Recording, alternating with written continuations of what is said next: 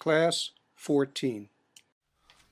Okay, well I have to say that going through these principles of reason, we kind of reared into them without even initially being on the plan. And now that we're into them, we can't get out. We can't get out, yes. Yeah, well, it'll take some time to get through them all. And some of them we'll explain before. We talked before, if you remember, good is diffusive of itself.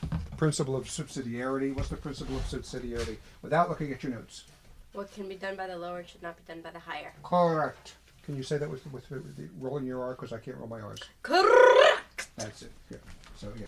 What can be done by the lower, and we did that little exercise, remember, with Edward Feser talking about Obamacare and the fact that the bishops did not even bring the principle of subsidiarity into the argument.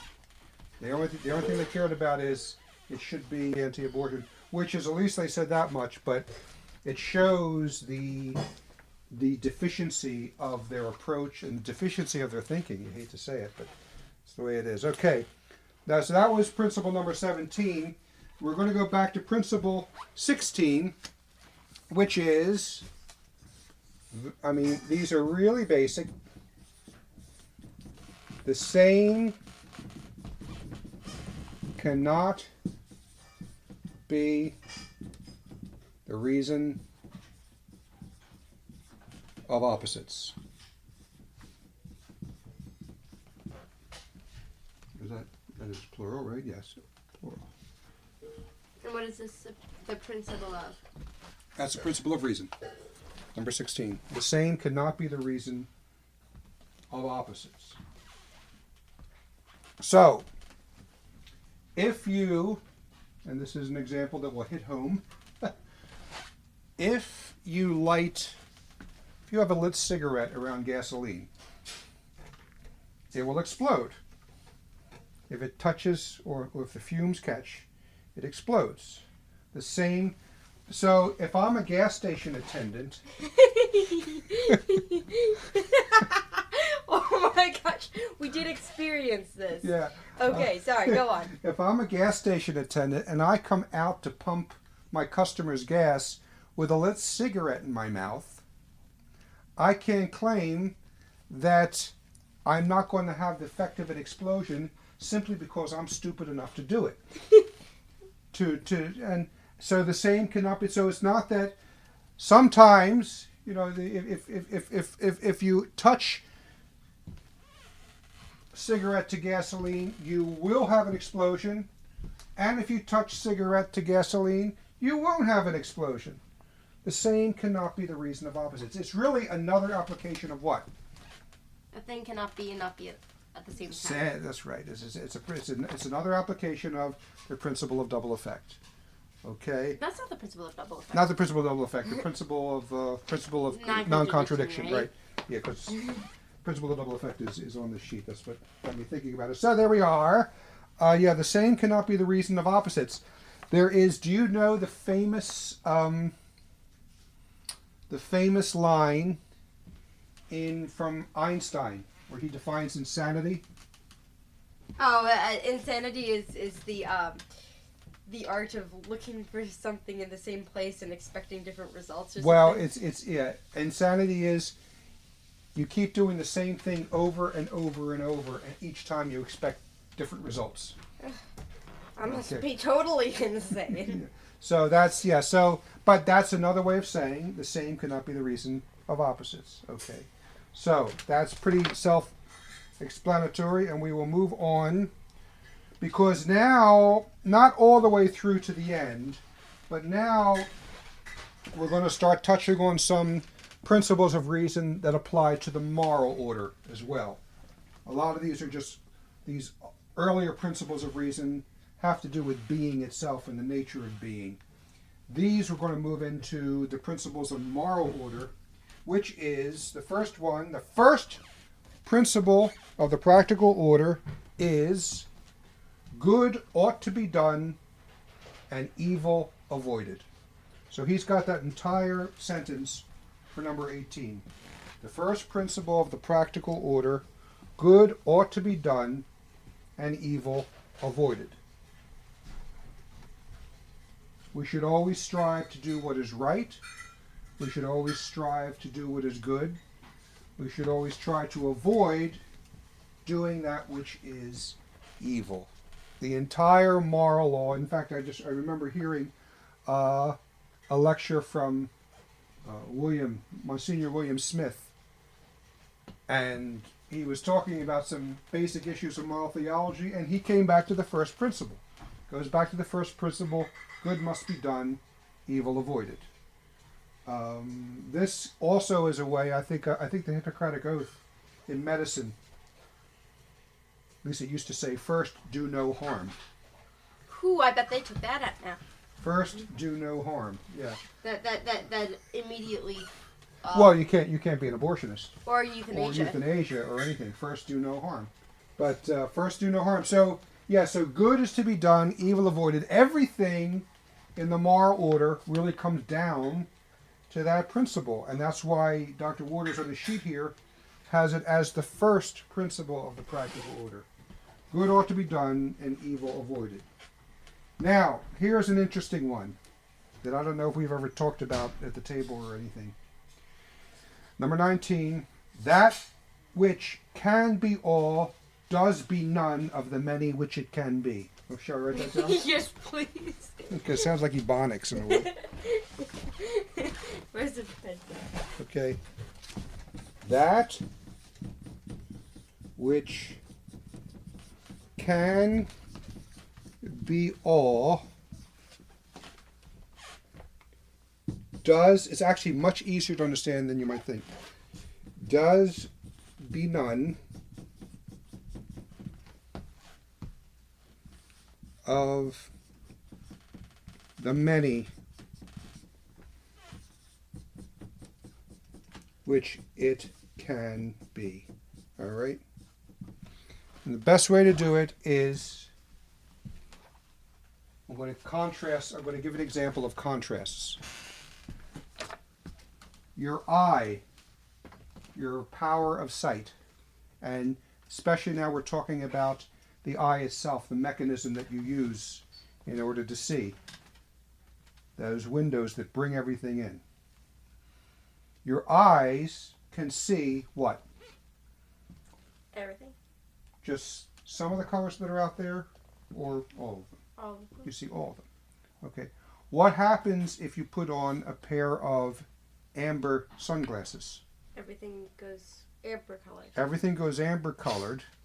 And so it is blocking, because that amber is there inside, it can't see the various colors because it's got this obstruction. Okay. So the eye then has none of the colors. The eye, which can see all, has none of the many colors in it which it can see. All right? That makes sense? Not really. This one's confusing me. Well, we know that if the eye had red in it, then it wouldn't see red.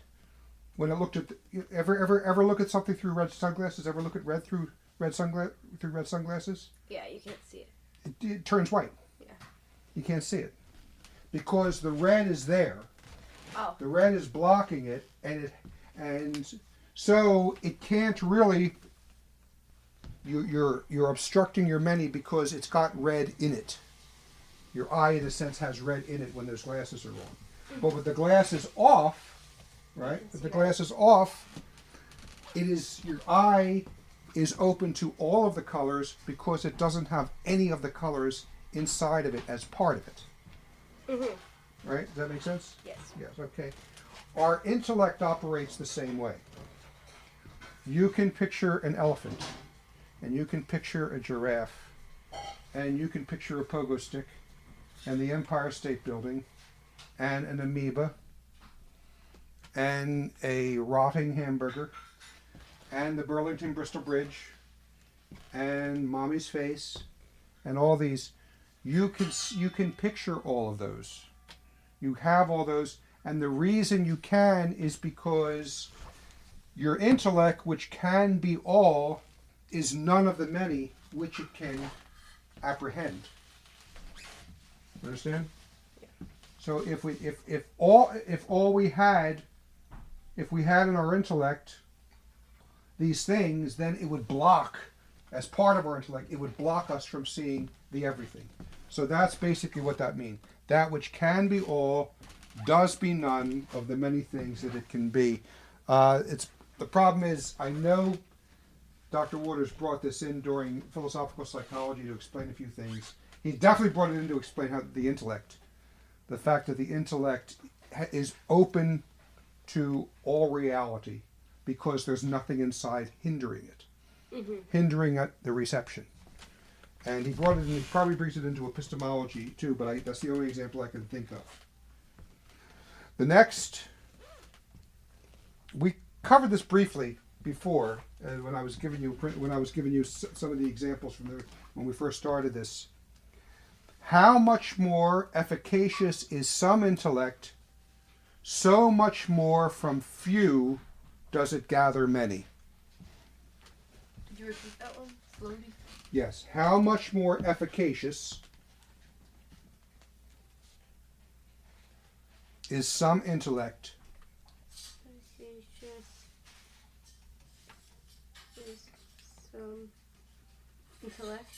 so much more from few does it gather many.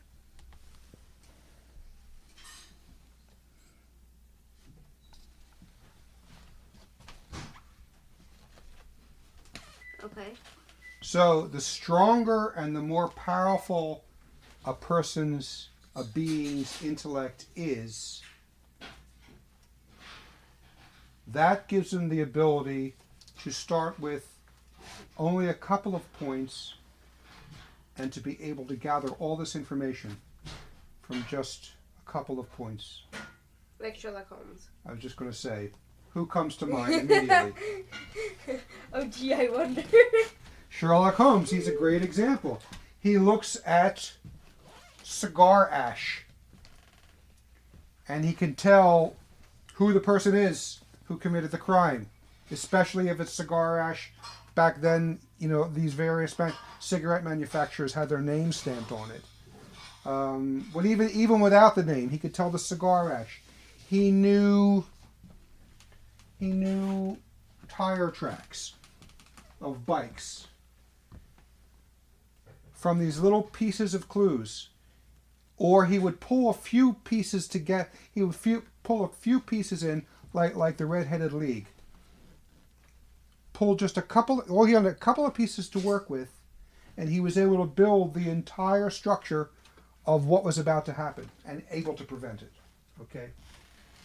And the listener is just going to have to get hold of the BBC's version of the Red-Headed League and watch it, because we don't have time to tell the whole story. But with Jeremy Brett. With Jeremy Brett. Yeah, it has to be Jeremy Brett.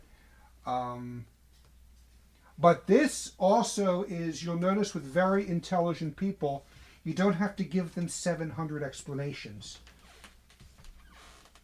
With people who are intelligent and clear thinking, I'm not talking about brainy, I'm talking more clear thinking. Because you could meet some farmers who never got past an 8th grade education, and they are much more clear thinking than modern university graduates who have had their intellects malformed by modern teaching. I was going to say they could probably think clear because they only got up to 8th grade. That's right. Well, that happened. Actually, that really happened. Alice von Hildebrand, who is the wife of Dietrich von Hildebrand, she's still alive. She has a little Austrian or German accent, and she's very sharp. And she has this, I don't know if she's a cook or a housemaid or something. And she said, this woman amazes me because she always has the right ideas. And she always is thinking clearly. And she always has a really common sense approach to reality, a practical approach to reality. And she said, one day I said to her, why is it that you have so much common sense, and I get good advice from you, and good observations from you, and good practical suggestions from you. Why is this? And she said, well, it's because I only went to high school. My intellect was not ruined by higher education. Oh, beautiful.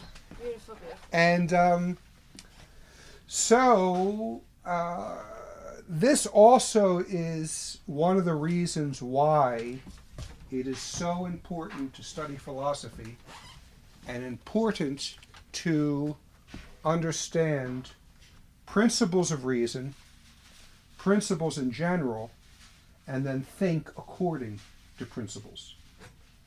Because when you do this, and when you can get in the habit of thinking according to principle, and then seeing all the things that flow from that principle, for example, just that simple principle, you cannot give what you do not have. The greater cannot come from the less. Well, that completely knocks out at least atheistic evolution. Because what you have in atheistic evolution, people argue that, yes, of course, theoretically it is possible for God to guide evolution from the lowest amoeba to the highest life form, which is man. I don't think that's what happened. I just don't think there's enough evidence for it. But just for the sake of argument, okay, if you want to say that God directed evolution, it's fine. But the materialist, atheist evolution will say that everything just started from slime and then little by little would grow into higher life forms. What was it doing? The plant form was giving itself, sometime over time, the ability to have 5 external senses and 4 internal senses, and the plant form by itself, the bush, the rose bush, the seaweed, it doesn't have 5 external senses and 4 internal senses, but the evolutionists will say it gave itself something it did not have. And then when you have evolutionists saying that monkeys turned into men, what you have is you have animals who only have the 5 external senses and the 4 internal senses, and they do operate according to imagination and memory and the association of images. But then you're saying that somewhere along the line, the animals gave to itself this higher power To think. of intellect and will. In other words, it gave something to itself that it didn't have. It's like saying, I have no money, but I'm going to reach in my pocket and pull out $1 million. Or pull out $1,000, or pull out $100. Okay? Or $1.25. $1.25. 3 cents when you have no money you're not going to get on your own.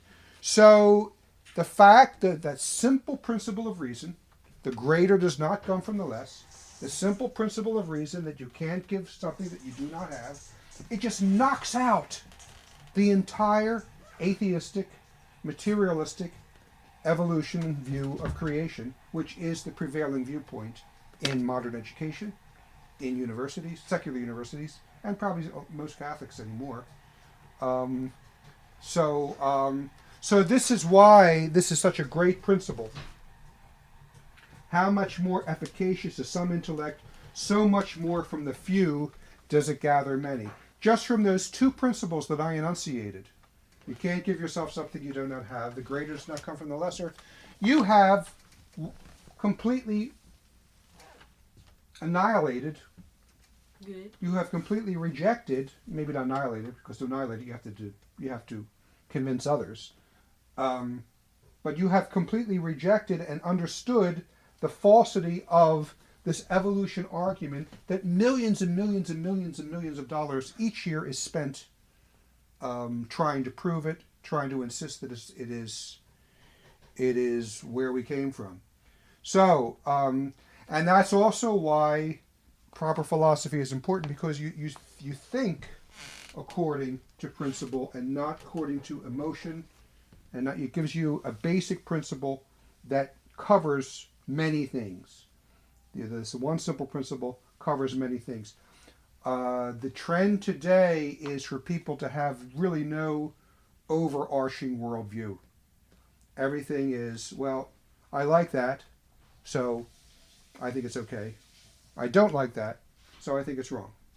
That's why you have hospitals that in one wing, they have a maternity ward where they're giving birth to babies, and even, I mean, if the baby is struggling for its life, that maternity ward will pull out all the stops to save that baby, and then right across the hospital, you'll have an abortuary where they're killing babies. The only thing that matters is it's what I want. I want to have the baby, so keep it alive. I don't want the baby, so kill it. There's no overarching principle except what I want, and that's a bad principle. What does Aleister Crowley, as a Satanist, you know what his first principle he teaches people is? What? Do what thou will is the whole of the law. You do whatever you want. And that is a kind of Satanism, because you've made yourself God rather than the true God, who does have 10 commandments. Okay. These next two, 21 and 22? 21 is every action is according to some form. That's another way of saying what we said earlier, do follows be. If you want to know what something is, you look at what it does. We just heard a mixer in the kitchen. Philomena's making cookies. Okay, we heard the sound of a mixer, and if we went in and we didn't know what it was, but we saw that mixer mixing, we would look at the process of all those ingredients mixing together, and without knowing what the thing is, we'd say, hey, that electric thing you're using, that's some kind of mixer, isn't it? So B follows do? No, do follows be. Do follows Do be. follows be. What something is, we learn by what it does. We see a can opener operating, and we learn that it's a can opener. So every action is according to its nature. Yeah, do follows be. Every action is according to some form. Okay, Dr. Waters could probably give you a lot more on that, but that's basically it. And we'll move on to the next one, which is number 22. Every contingent supposes a necessary. Every contingent supposes a necessary. A necessary meaning, if you have a contingent being, now you and I, are we necessary beings or are we contingent beings? I don't know the difference yet. Okay. If I am a necessary being, you're just not familiar with the terminology. If I am a necessary being, that means I must always be. Always. If I'm a contingent being, then there could have been a time we're contingent! On Earth when I didn't exist. Right, we're contingent. We were brought into existence at one point. And to be a contingent being, we don't do this on our own. What we learned earlier, that the greater does not come from the less. You can't give yourself something you do not have. And if you don't exist, you can't give yourself existence. That's a brilliant observation. Pretty obvious, but it's something that needs to be said. If we don't exist, we can't give ourselves our own existence. We are a contingent being, and we are relying on a necessary being to bring us into existence. Later on, that's one of the 5 ways that we prove the existence of God. So every contingent being supposes a necessary. Every contingent supposes the necessary. We'll just do 2 more and then we'll stop. Number 23. I think we talked about this before. I don't know. Is this repeated? No, I know we talked about it.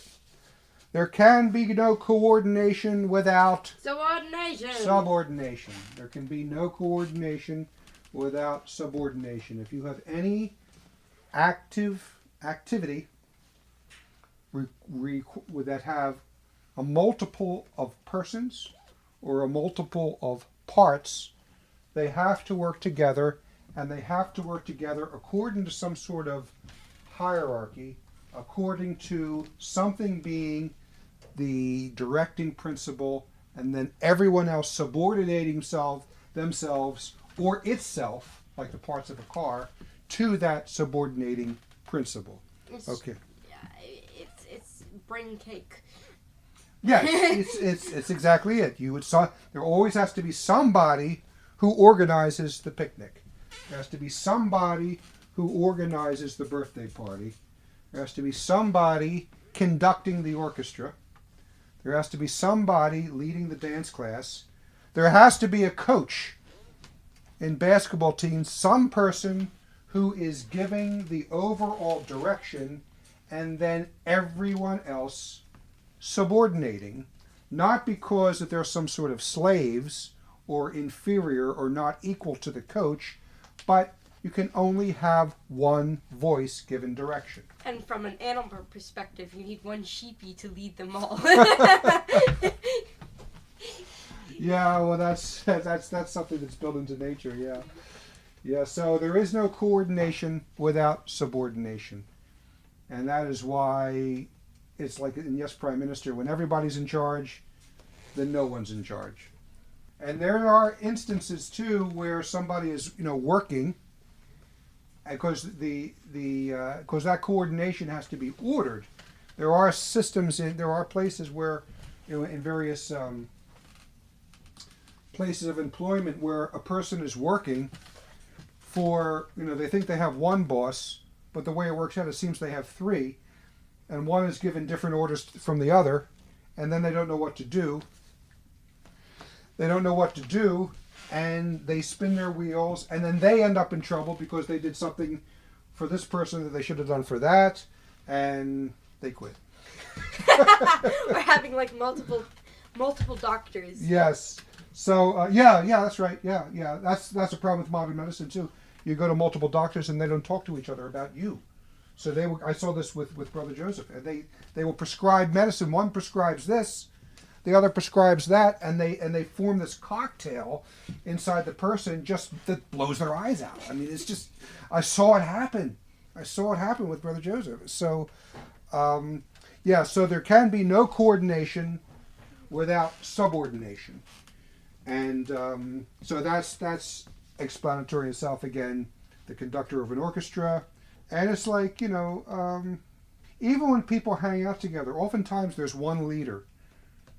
There's one person who kind of runs the show. There can be no coordination without subordination. Because some people are naturally leaders, some people are naturally followers. But anyway, that's we need not dwell on that any longer. The last one we'll do today is number 4. 24. 24 rather. Right? Sorry. He has it in 2 parts. It's the second part that we heard the most from him, though. Effects are in the same order as their causes. But the main point of number 24 is a universal effect requires a universal cause. Universal effect requires a universal cause. Again, we'll go back to our church luncheon.